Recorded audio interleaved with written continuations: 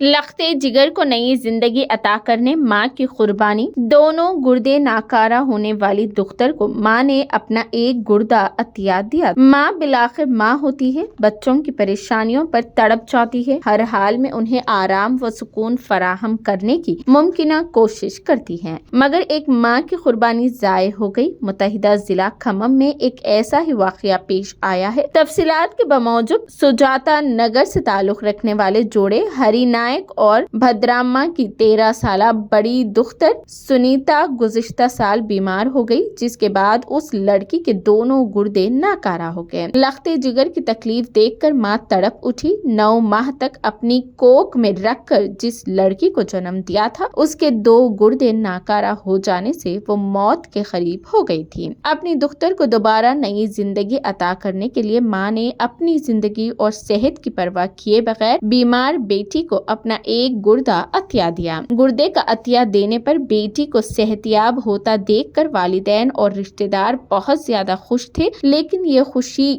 دیر پا ثابت نہیں ہوئی۔ چند دنوں بعد لڑکی دوبارہ ناسازی صحت کا شکار ہو گئی، جس پر والدین دوبارہ فکر مند ہو گئے اور سب کچھ چھوڑ چھاڑ کر اپنی بیمار لڑکی کا علاج کروایا۔ لیکن ہر گزرتے دن کے ساتھ لڑکی کی حالت مزید نازک ہوتی گئی اور پیر کو اس لڑکی نے آخری سانس لی۔ بیٹی کو نئی زندگی عطا کرنے کے لیے ماں کی قربانی ضائع ہو گئی۔ غمزدہ والدین سے ملاقات کرنے والوں کی آنکھوں میں بھی آنسو آ گئے۔